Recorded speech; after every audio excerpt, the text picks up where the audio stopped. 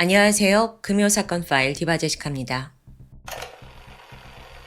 2015년 5월 18일 새벽 12시 40분. 해운대에 있는 한 호텔방에서 홀로 술을 마시던 25살의 남성 이 씨는 자포자기한 듯 잠시 후 112에 전화를 걸었습니다. 제가 여자친구를 죽였습니다. 저도 이제 따라가려고요. 이 충격적인 살인 자백과 함께 자기가 너무 괴로워서 스스로 손목을 그었다는 신고 내용이었죠. 그런데 잠시 후 그는 한 번 더 119에 전화합니다. 저 다쳤어요. 이러다 죽으니까 빨리 오라고요. 이때 접수자도 직감을 했죠. 이 사람이 진짜 죽을 생각은 아니구나. 그냥 좀 죄책감에 휩싸인 모습을 보여주기 위한 쇼에 불과했습니다. 그렇게 얼마 후에 구급대원들이 도착했는데 손목 출혈은 이미 멈춘 상태였어요. 한편 이 씨의 여자친구 26살 김선정 씨는 지난 며칠간 행방이 묘연한 상태입니다. 이 선정 씨에 대해서 좀 먼저 알아보면 일남 이녀 중 장녀예요. 근데 초등학교 때부터 머리가 좋기로 소문이 자자했어요. 그래서 부모님은 힘든 형편에도 불구하고 딸의 성공을 위해서 중학교 때부터 미국 유학을 보내게 됩니다. 부모님은 전라남도 장성에서 칡을 캐면서 식당을 운영했고요. 첫째 딸 공부시킨다는 일념으로 학비에 생활비까지 풀로 서포트했습니다. 그렇게 들어간 금액만 수억 원이에요. 빠듯한 형편에 대출까지 받으면서 오로지 딸의 성공을 바랬던 거죠. 선정 씨 역시 이런 부모님의 헌신을 잘 알고 있었기 때문에 하루빨리 학교 졸업하고 한국 가서 취직해서 돈 벌 날을 기다렸습니다. 그렇게 선정 씨는요, 미국 고등학교를 수석으로 졸업해요. 또 뉴욕의 명문대를 3년 만에 조기 졸업하는 쾌거를 이뤘죠. 마침내 2013년 초에 성공적인 유학을 끝내고 기쁘게 한국으로 돌아옵니다. 이때 그녀는 좀 워낙 오랫동안 가족들과 헤어져 살았잖아요. 그래서 바로 취직을 하기보다는 좀 한두 해 가족들과 더 시간을 보내고 싶었어요. 동시에 동생들의 학비를 벌어야 했기에 부산에서 영어 강사 일을 시작했고요. 그 와중에 학원이 쉬는 날이면 부모님 고향으로 와서 식당 일을 도왔습니다. 그러던 어느 날 선정 씨의 학원에 이 씨가 등장합니다. 서울에서 온라인 쇼핑몰을 운영하려다 실패하고 부산으로 내려왔대요. 마침 영어 공부를 하기 위해 성인반에 등록한 거죠. 그 두 사람이 처음 만났을 때는 순수하게 선생과 제자 사이였습니다. 하지만 나이도 1살 차이밖에 안 되니까 두 사람은 점점 서로에게 관심을 보였고 이내 연인 관계로 발전합니다. 당시 주변인들은 이 씨가 다정하고 자상한 사람이다 라고 기억해요. 하지만 그의 실체는 전혀 달랐죠. 교제한 지 몇 달 만에 두 사람은 동거를 시작하게 됩니다. 근데 이때부터였어요. 이 씨의 숨겨진 폭력성과 집착이 드러난 거죠. 혹여 선정 씨가 연락이 조금이라도 늦거나 또는 귀가가 늦어지면 무턱대고 야, 너 다른 남자랑 놀아놨냐? 이렇게 의심을 해요. 처음에는 질투심이 좀 강한가 싶었는데 그 의심이 점차 확신이 되더니 결국 선정 씨에게 폭력을 휘두르기 시작합니다. 그 강도도 날이 갈수록 심해졌어요. 그래서 이 일로 얼굴이 막 다 멍이 들고 부어올랐죠. 그때 마침 친구와의 통화에서 내가 이 모습을 학생들한테 어떻게 보여줘, 어떻게 생각될지 모르겠어. 걱정을 토로할 정도였습니다. 그런데요, 이 씨란 남자가 무자비한 폭행을 한 후에 지가 좀 화가 누그러들면 180도 돌변해요. 막 눈물을 줄줄 흘리면서 잘못했다, 다시는 그러지 않겠다 막 싹싹 비는 겁니다. 그럴 때마다 선정 씨는 마음이 약해져서 사과 받아주고 그를 용서해줬죠. 하지만 이 씨의 반복적인 폭행을 계속 견디기는 힘들었습니다. 어느덧 두 사람의 관계는 악순환에 빠지게 돼요. 그러다 마침 기회가 찾아왔습니다. 선정 씨가 꿈에 그리던 대기업 취직에 성공한 거예요. 이름만 들어도 아는 좋은 회사였고 또 고액 연봉이 보장되는 자리였죠. 선정 씨는 드디어 부모님에게 진 그 마음의 빚을 갚을 수 있겠구나. 또 얼마나 자랑스러워 하시겠어요. 설레어 했죠. 첫 월급 받으면 아빠한테 500만 원을 드릴 거다라는 이야기도 친구에게 했고요. 기특하죠. 거기에 더해 근무지는 서울입니다. 자연스럽게 서울로 거처를 옮기면서 남자친구 이 씨와의 관계를 정리할 수 있으리라 기대한 거예요. 그리고 서둘러 이사를 준비하는데요. 하지만 2015년 4월 20일, 그때는 선정 씨가 남친과 거의 2년간 동거했던 집을 나왔고 서울로 이사를 한 직후입니다. 근데 동시에 남친이 그녀를 쫓아서 서울로 따라 올라오더니 관악구에 있는 한 오피스텔을 계약해버립니다. 나름 여기서 일자리도 알아보고 여기서 정착할 생각이에요. 이걸 알게 된 선정 씨는 공포에 휩싸였죠? 이렇게라면 도저히 이 사람에게 도망칠 수 없는 거잖아요. 그래서 고민을 하던 그녀는 이 관계 완전히 청산해야겠구나 싶어서 정말 마지막으로 이 씨를 직접 마주하기로 결심합니다. 5월 2일 늦은 밤, 선정 씨가 이 씨의 집을 찾았습니다. 당시 그는 술에 취해 있더라고요. 선정 씨가 조심스럽게 우리 헤어지자라는 말을 꺼내면서 두 사람 사이에 말다툼이 벌어집니다. 처음 이 씨는 그녀를 달래보려 했습니다. 내가 서울까지 왔지 않냐. 우린 행복해질 수 있다. 눈물로 애원하면서 동정심을 일으켰어요. 하지만 이미 지금 서울에 자리 잡고 직장까지 확정된 마당에 선정 씨는 쉽사리 넘어가지 않았습니다.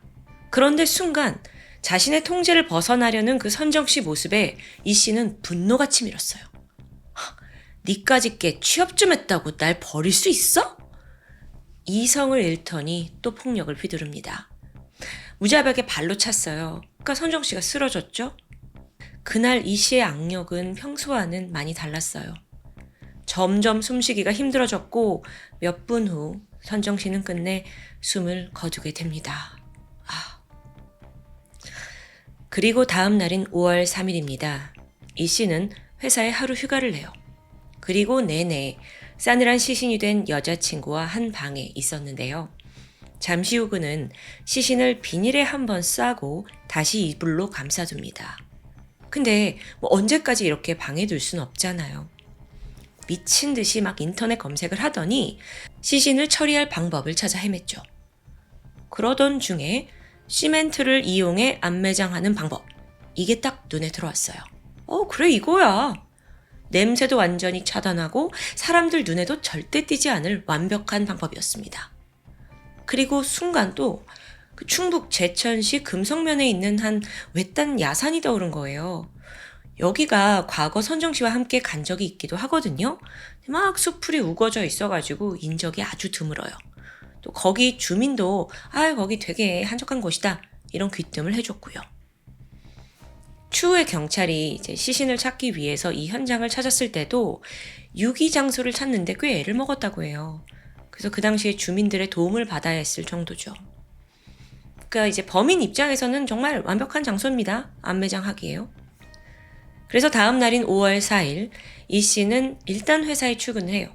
그리고 의심을 피하기 위해서 막 일을 처리하고요. 이어서 이제 금요일이었잖아요. 그러니까 다음 주 월화 이틀간의 휴가를 신청했죠. 5월 5일 일요일, 범인은 신림역 인근 렌터카 업체에 가서 카니발 차량을 빌렸습니다. 이후 철물점으로 갔고요. 20리터짜리 대형 물통 6개, 그리고 시멘트를 섞어야 하니까 고무 대야 2개, 대형 석쇠 8개를 구매합니다.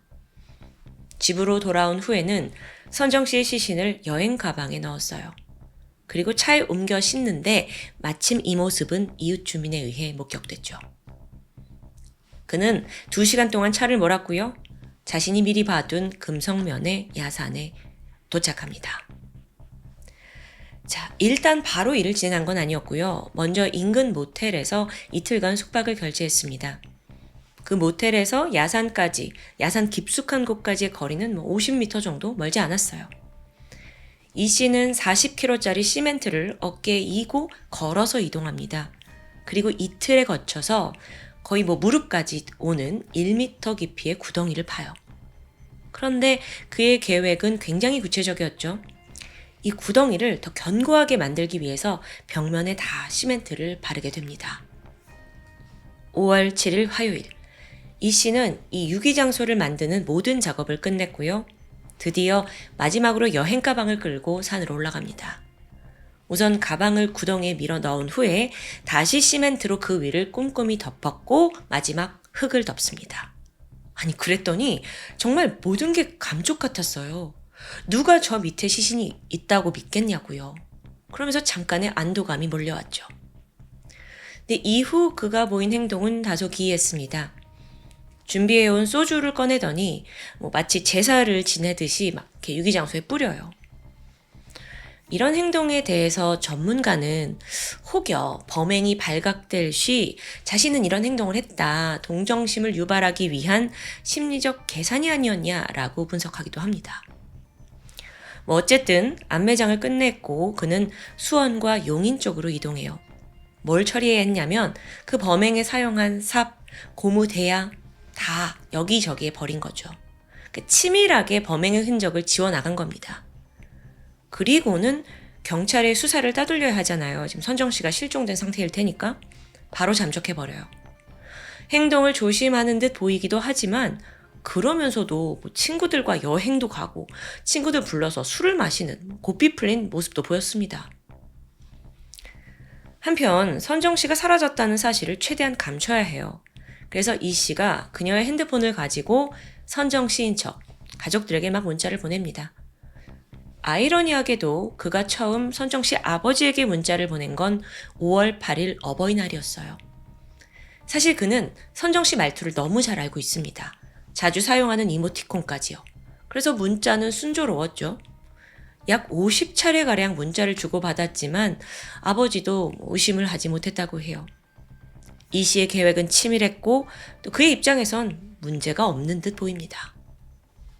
그런데 선정 씨를 살해한 지 11일째인 5월 15일 날 예상치 못한 일이 발생해요. 선정 씨 회사에서 자진 퇴사에 대한 내용 증명과 또 손해배상 청구서를 본가에다가 보낸 겁니다. 아버지가 받은 거예요? 아버지가 이게 뭐야? 큰 충격에 빠졌죠. 자진 퇴사라니. 그래서 곧바로 딸에게 전화를 하거든요. 근데 핸드폰은 꺼져 있어요. 답답해하던 아버지가 회사 측에 직접 문의를 합니다.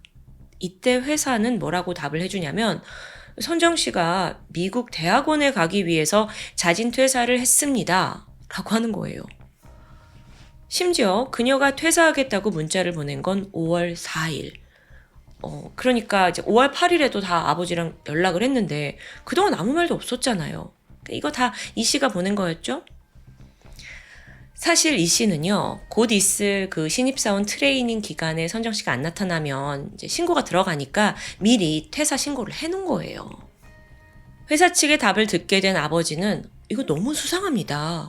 아니 5월 초까지만 해도 딸이 취업에 막 들떠 있었는데 또 매일같이 연락도 했는데 퇴사했단 말 없었는데 근데 왜 전화는 안 받지? 왜 문자는 없지? 동시에 범인 이 씨는 계속 연락을 피하고 있었어요. 하지만 가족은 이미 실종을 눈치챘고요. 경찰 수사가 진행이 되면서 가장 가까운 이 씨가 용의선상에 오르는 건 자명한 일이었습니다. 이때 이 씨가 생각해요. 아씨, 다 잘했다고 생각했는데 이거 금방 들키겠는데? 내가 차라리 형량이라도 좀 줄여볼까? 결국 완전 범죄를 포기한 그는 극단적인 선택을 한 후, 그것도 아주 미약하게, 그런 다음에 경찰에 전화를 해서 자백을 결심한 겁니다. 그게 2015년 5월 17일이었어요. 해운대 호텔에서 술 먹고 손목 긋고 112에 전화해서 네, 제가 죽였습니다. 말한 거죠. 자, 그로부터 9일 후인 5월 26일에 그 제천 금성면에서 현장 검증이 이루어졌습니다. 이 씨가 모자, 마스크 다 쓰고 경찰과 함께 야산에 올라왔어요. 차분한 목소리로 자기가 어떻게 안매장을 했고 설명을 합니다. 이걸 재현하는 행동도 상당히 태연하더라고요. 그렇게 시간이 좀 지나서 드디어 10월 16일 이 씨의 1심 재판이 열리게 되거든요. 자, 일단 이 씨는 재판 직전까지 끈질기게 이건 우발적인 살인이었다라고 주장합니다. 그리고 또 36번이나 정성스러운 반성문을 제출하면서 감형을 노려요. 하지만 재판부는요, 살인 이후에 시멘트까지 직접 발라서 시신을 안매장했다는 점, 또 유족들에게 피해자인 척 연락한 점을 들어서 이건 계획범죄다라고 판단을 합니다. 그리고 이 씨에게 징역 18년을 선고했죠. 그는 말도 안 된다면서 즉각 항소했고요. 이번에는 아예 새로운 주장을 펼치기 시작합니다. 사실 선정 씨가 살해당한 게 아니래요. 천식으로 인해서 갑작스럽게 사망한 거고 자기는 이제 어쩔 수 없이 시신을 처리한 거다, 이런 주장인 거죠. 게다가 변호인 측에서도 선정 씨의 시신이 부패가 많이 돼서 정확한 사인이 확인이 되지 않았거든요. 이걸 또 파고드는 거예요. 게다가 범인 이 씨가 술에 취한 상태라 기억이 잘 나지 않는다라는 심신미약까지 주장하고요. 이거 어떻게든 빠져나가려는 수법이죠. 2016년 5월 재판부는요, 이 씨의 항소 기각했어요. 그리고 징역 18년 확정되면서 그는 현재 수감 생활 중입니다. 근데 이 작자가 지금까지도 자기 범행을 전혀 반성하지 않고 있다고 해요. 피해자의 어머니가 한 번은 수감 중인 이 씨를 찾아간 적이 있거든요. 근데 그 어머니를 막 죽일 듯이 노려보면서 분노를 표했다고 해요. 지가 뭘 잘했다고 이러죠? 이렇게 마무리가 된 후 선정 씨의 동생이 SNS에 글을 올립니다. 시멘트 안매장이라는 이 고통스러운 타이틀로 자신의 누나는 세상을 떠났지만 비슷한 피해자가 나오지 않기를 바란다 라는 입장이었습니다. 그렇다면 여러분, 우리는 이 사건을 통해 무엇을 깨달아야 할까요? 제 개인적인 생각이지만 남편 혹은 남자친구의 폭언과 폭력에 나중에 나 사랑하니까 그랬다 용서해달라, 이런 일 절대 없어야 하지 않을까요? 2015년에 이 사건이 벌어졌습니다. 그런데 이후에도 비슷한 살인사건이 줄을 잇고 있어요. 어쩌면 경찰도 믿기 힘든 이 험한 세상에서 소중한 자신을 지켜야 할 건 오직 나뿐이라는 교훈을 모두가 마음에 잘 새겼으면 합니다. 지금까지 금요사건 파일 디바제시카였습니다. 안녕하세요. 금요사건 파일 디바제시카입니다. 2005년 6월 16일 목요일 오후 서울 성북구 도남동에 있는 미분양 아파트에 청소업체 직원인 김 씨가 들어갑니다. 곳곳에 광고 전단지를 부착하기 위해서였죠. 특히 그날은 전달받은 지시가 하나 있었는데 관리사무실에서 전단지를 떼어낼 수 있으니 아파트 안이나 붙박이장 그리고 화장실 안쪽까지 여러 개를 잘 붙여놓으라는 사장의 요구였습니다. 이 아파트는 이제 막 입주가 하나둘 시작되고 있었는데 여전히 마무리 공사 때문에 대부분의 현관문이 열려 있거나 또는 잠겼더라도 비밀번호가 0000 정도였습니다. 김 씨는 순조롭게 내부로 들어가 배포 작업을 할 수 있었죠. 그렇게 어느덧 6층에 도착합니다. 그리고 순간 고약한 악취가 코를 찔렀는데요. 그냥 지나칠까 했지만 혹시나 사장한테 걸리면 질책을 당할 수 있기에 그는 결국 6층 현관문이 열린 어느 집 안으로 들어서게 됩니다. 여기가 그 냄새의 근원지인 것 같았죠. 여기저기 전단지를 붙이던 그가 마침내 안방 화장실 앞에 다다랐습니다. 문고리를 돌려서 문을 열려는 찰나 안에 뭔가 묵직한 게 걸려있는 느낌을 받았는데요. 그는 문을 다시 한번 닫았다가 힘을 실어 밀면서 욕실 내부가 한눈에 들어옵니다. 눈앞에는 여성의 시신 한 구가 놓여 있었죠. 김 씨의 신고를 받고 출동한 경찰이 감식을 시작했습니다. 시신이 발라 상태였는데 초여름의 후덥지근한 날씨 때문에 얼굴은 알아볼 수 없을 정도로 심하게 부패되어 있었습니다. 하지만 입고 있던 원피스의 앞단이 찢겨져서 사라졌다는 점, 또 속옷이 벗겨져서 다리에 걸쳐져 있었다는 점에서 간간히 의심됐죠. 현장에서는 그녀의 핸드백과 소지품, 또 손목에 차고 있던 고가의 시계가 고스란히 남아 있었습니다. 신원 파악 결과 피해자는 30살의 이 씨, 미스 춘향 출신의 출중한 외모, 그리고 성격도 좋고 학벌도 좋은 일명 엄친딸이었습니다. 그녀는 부산의 한 대학을 다니다가 2001년 서울 성북구에 있는 K대에 편입해서 1년 전인 2004년 이미 졸업을 한 상태였습니다. 그리고 같은 해에 3년 동안 연애했던 명문대 대학원생과 결혼을 했는데 남편이 수백억대 부동산 자산가의 아들이란 게 알려지면서 이 씨는 주변인들에게 재력가 며느리로 통했죠. 그녀는 사실 이미 일주일 전 남편에 의해 실종 신고가 된 상태였습니다. 부검 결과 이 씨는 실종 당일인 6월 9일 사망한 것으로 추정됐죠. 시신을 보니까 목에 작은 상처 외에 별다른 외상이 발견되지 않습니다. 사실상 너무도 부패해 있었기 때문에 폭행이나 결박 같은 외상을 정확히 확인할 수는 없었다고 해요. 다만 목뼈가 골절되어 있는 것으로 봐서 사인은 목졸림에 의한 경부압박 질식사로 추정됩니다. 강간이 의심된다고 했었었죠. 정액 반응 검사 결과는 음성이었습니다. 그렇다면 범인이 성폭행을 시도는 했지만 이 씨가 저항을 하면서 실패했고 결국 단념한 후 목을 졸라 살해한 것으로 짐작됩니다. 그런데 원피스 앞부분이 찢어지고 또 그게 사라진 이유를 생각해보면 혹시 거기에 뭔가 체액이나 범인을 특정한 무언가가 묻어있지 않았나 하는 의심도 가능하죠. 그런데 왜 하필 이 씨는 이 아무런 연관도 없는 도남동 미입주 아파트에서 시신으로 발견된 걸까요? 여러 가능성 중에서 그나마 합리적인 의심은 누군가 이 씨를 여기에 의도적으로 유인했다는 겁니다.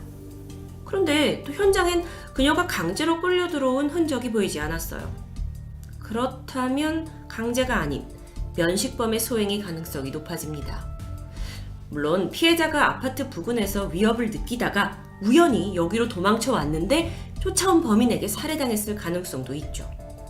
경찰은 이 모든 걸 열어두고 이 씨가 아파트에 들어간 그 이유를 밝히는 것이 사건의 키라고 생각합니다. 이 씨의 실종 당일 행적을 살펴볼까요? 사망 추정일인 6월 9일 강남에 거주하던 이 씨는 출근하는 남편을 배웅한 뒤 오전 9시에 외출했습니다. 오전 11시쯤 강남의 한 한복점에 들렸고 11시 23분에는 일식집에 들려서 포장 도시락을 구매합니다. 그리고 12시에는 그 도시락을 들고 어딘가를 찾게 되는데 거기가 바로 성북구에 위치한 모교 K대학이었죠. 여긴 사건 현장과 약 3km 정도 떨어진 곳인데 여기에서 A 교수의 연구실을 방문합니다. 당시 이 씨는 평소 친분이 있던 A 교수의 부탁으로 학술행사 자원봉사를 위해 거의 매일 학교에 갔다고 합니다. 그날 또한 행사 뒷정리를 포함해서 교수에게 인사차 들른 것인데요. 2시간 후 A 교수와 함께 밥을 먹고 헤어진 이 씨는 후배와 통화를 한 뒤 교내 은행에 들립니다. 이어 2시 23분에 은행을 나와서 지하철 쪽으로 걸어가는 모습이 CCTV 영상에 담겨 있었죠. 이렇게 행적이 아주 자세하게 남아있지만 이게 그녀의 살아있는 마지막 모습이었습니다. 그때로부터 일주일 뒤 시신으로 발견될 때까지 이 씨의 행적은 묘연합니다. 그러던 중 결정적인 단서 하나가 포착되는데요. 바로 이 씨 수첩에서 이 미분양 아파트 주변 부동산 전화번호가 발견된 겁니다. 이걸로 연관성을 찾겠다 싶었지만 사실 이 씨가 이사 계획이 전혀 없어서 집을 보러 다닐 이유가 특별히 없어 보였죠. 그러던 중 남편이 아내가 생전에 했던 이야기를 떠올립니다. A 교수가 학교 근처에 집을 구해야 되는데 자기가 같이 집을 보러 다니려 했다라는 스토리였어요. 그러고 보면 그녀가 실종 직전 마지막까지 함께 있던 인물도 A 교수입니다. 그렇게 정황상 A 교수가 유력한 용의자로 떠오르게 되죠. 경찰은 그를 5차례나 소환했고 꽤 강도 높은 조사를 벌였습니다. 교수는 이 씨와 도시락을 함께 먹은 것은 맞지만 이후 죽음에 대해서는 아는 게 전혀 없다고 하는데요. 게다가 그녀와 집을 같이 보러 다닌 적도 없다라고 강하게 부인합니다. 다만 자신이, 그러니까 교수가 새 집이 필요한 상황을 이 씨가 눈치채고 도움을 주려고 혼자서 집을 보러 간 게 아닌가 싶다라고 하는데요. 여기서 잠깐, 이 두 사람은 어떤 관계였을까요?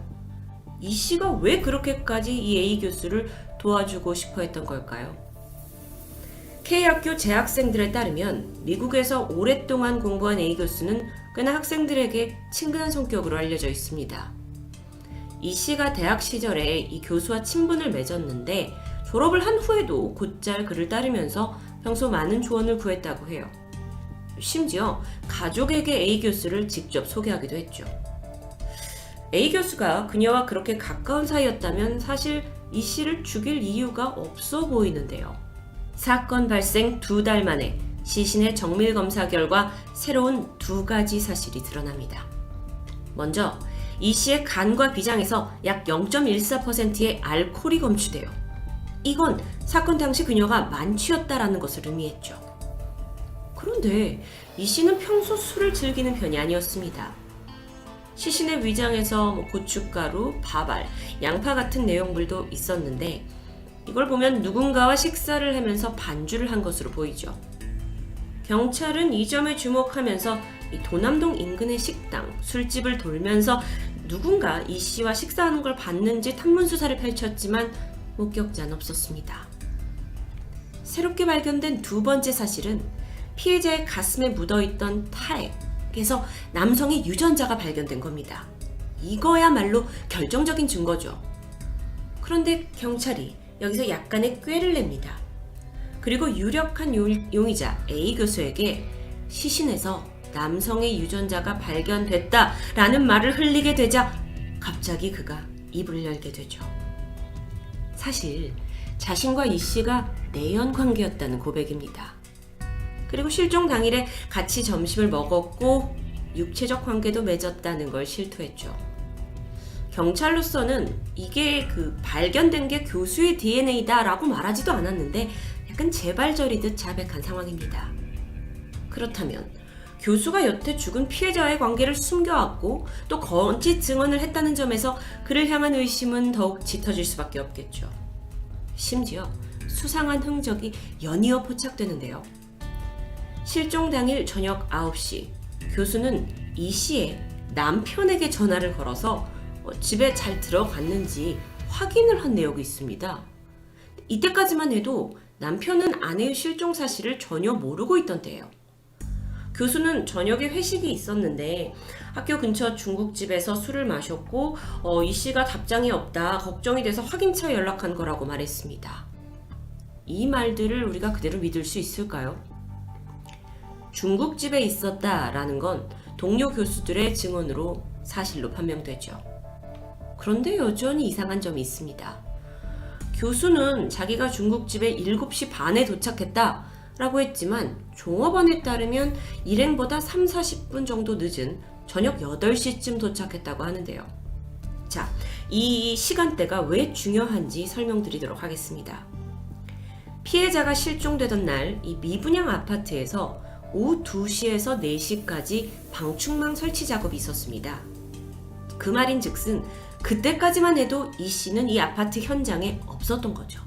그런데 시신이 발견된 화장실은 아직 전기 스위치가 설치되지 않았기 때문에 경찰이 추정한 범행 시간은 방충망 작업이 끝난 오후 4시부터 해가 완전히 져서 깜깜해지기 직전인 7시 반 사이로 좁혀진 상태였습니다. 그런데 교수가 중국집에 도착한 시각은 7시 반에서 8시 사이? 그의 말의 진실 여부를 떠나서 이 빈 시간이 범행 시간과 어딘가 맞닿아 있는 것 같죠. 그런데 여러분 잊지 않으셨죠? 경찰은 가장 강력한 증거인 DNA를 가지고 있었습니다. 이게 대조 결과가 맞기만 한다면 사실 사건은 금방 해결될 수 있었죠. 하지만 결과는 충격적이었습니다. A 교수의 DNA와 이 씨의 가슴에서 나온 DNA가 일치하지 않는 겁니다. 여태껏 그를 용의자로 몰았던 건 사실 내연 관계이기도 했고 거짓 증언을 하기도 했고 또 알리바이도 석연치 않았고 근데 이게 정황이었을 뿐 살해 증거는 없었던 겁니다. 이후에 경찰이 피해자 주변의 남성 400명을 대상으로 대대적인 유전자 감식을 하긴 했지만 일치하는 사람이 나오지 않았죠. 이런 상황 속에서 A 교수가 뜻밖의 증거물을 가지고 나타납니다. 죽은 이 씨가 직접 작성했다는 유서를 제출하게 되는데 그 내용을 보니까 시부모의 갈등이 있었고 자신의 장례식에 시부모님이 오지 않았으면 좋겠다. 여기에 더해서 A 교수가 말하길 이 씨의 집안이 상대적으로 좀 평범해가지고 부유한 시댁과의 사이에서 꽤나 스트레스를 받고 또 그로 인해 부부 사이도 좋지 않았다라고 하는데 이 유서를 본 남편은 즉각 반발했습니다. 물론 고부 사이가 아주 좋은 건 아니었지만 와이프가 유서를 쓸 만큼 결혼 생활에 큰 문제가 있진 않았다는 것이었죠. 자, 그런데 여기서 갑자기 드는 궁금증이 있습니다. 처음 시신을 봤을 때 이거 살인사건 아니었나요? 근데 왜 갑자기 유서가 나오죠? A 교수가 말하기를 학교 공용 컴퓨터에서 우연히 이 씨의 유서를 발견했다고 합니다. 그러니까 이게 직접 쓴 자필 유서가 아니라 컴퓨터 파일 형식이었어요. 자기가 어쩌다 보니 또 컴퓨터 비밀번호를 풀게 됐고 그래서 이걸 찾아냈다는 너무도 미심쩍은 답변. 제가 만약 이 진술을 직접 들었다면 그냥 헛웃음이 나왔을 것 같은데요. 어쨌든 경찰은 이 유서를 토대로 이 씨의 남편과 시부모까지 용의선상에 뒀고 청부살인의 가능성을 검토했지만 모두 알리바이가 증명되면서 혐의에서는 벗어납니다. 경찰은 다시 현장에 주목했습니다. 화장실 양변기 뒤에 있는 수납장 유리가 깨져 있었는데 그 틈에서 피해자의 긴 머리카락 한 움큼이 발견됐죠. 전문가들은 만취한 피해자가 화장실로 피신하려고 했지만 범인이 뒤따라오면서 몸싸움이 벌어졌고 이 수납장 유리에 머리를 부딪혔을 거라고 추정합니다. 또 다른 특이점도 있었는데 욕실에서 셔츠 단추 하나가 발견돼요. 애쉬워스라는 좀 생소한 브랜드였는데 2005년을 기준으로 셔츠 한 벌이 10만원 정도 되는 고가의 골프웨어 브랜드였죠. 이게 미국에선 꽤나 유명하지만 국내에선 겨우 2년 정도만 유통됐을 때입니다. 경찰은 이 단추가 범인의 것이라고 봤고 셔츠를 판매하고 또 구매한 사람들을 파악해서 DNA를 대조했지만 일치한 인물은 없었습니다. 유력한 용의자 A 교수와도 DNA가 맞지 않고 주변인들도 아니고 셔츠 가진 사람도 없고 혹시 우리가 DNA를 너무 믿었던 건 아닐까요? 이 부분에 대해서 한 전문가는 이 사건 현장의 날씨가 꽤 더웠기 때문에 DNA가 변질되거나 수사 과정에서 오염됐을 가능성도 있다라고 지적합니다. 즉, 이 DNA 대조를 절대적인 기준으로 보는 게 무리가 있을 수 있다라는 소견이죠. 그렇다면요, 정황상 범인은 A 교수를 가리키지만 결정적인 증거가 없기 때문에 결국 이 사건은 미궁에 빠져버립니다. 사실 DNA 감식은 대부분의 수사에서 여태 핵심적인 역할을 해왔는데 이번에서는 오히려 이 DNA 증거에 너무 집착을 해서 발목이 잡혀버린 아이러니한 상황이었죠. 참고로 A 교수는 현재도 이 해당 대학에서 재직 중으로 알려져서 논란이 되고 있습니다. 이제는 네티즌들 사이의 가설을 한번 살펴볼까요? 욕실에 몸싸움의 흔적이 있었는데 그런 것 치고는 피해자가 어깨에 메고 있던 핸드백과 그 안에 선글라스, 노트 같은 게 별다른 손상 없이 아주 깨끗하게 발견됐다는 게 이상하다고 지적합니다. 그렇다면 범인이 피해자를 다른 곳에서 살해한 후에 시신을 트렁크 같은 곳에 보관하다가 발견 직전쯤 이 아파트에 유기한 게 아니냐라는 주장도 나오게 되죠. 그리고 또 수사에 혼선을 주기 위해서 원피스를 일부러 찢어두거나 속옷을 내려서 마치 성범죄처럼 조작했을 수도 있다라는 추리도 있습니다. 또한 범인은요, 이 도남동 미입주 아파트가 보안에 취약하다라는 점도 잘 알고 있었기 때문에 관련 인물을 확대해서 조사해야 한다는 점이 나왔습니다. 경찰분들이 알아서 다 조사하겠지라는 믿음이 많이 약하다 보니까 이렇게 네티즌 수사대가 더 열성이기도 합니다. 현재 공소시효가 사라진 이 사건의 재수사를 담당하고 있는 곳은 서울지방경찰청입니다. 하지만 제보가 없으면 사실상 사건 해결은 쉽지 않겠죠. 모든 미제 사건이 그렇듯 여러분의 작은 기억의 조각이라도 제보해 주시면 사건 해결에 큰 도움이 됩니다. 도남동 미분양 아파트 살인사건. 과연 범인은 누구일까요? 그리고 결정적으로 남아있는 그 DNA는 정말 범인의 것이었을까요? 금연사건 파일 디바제시카였습니다.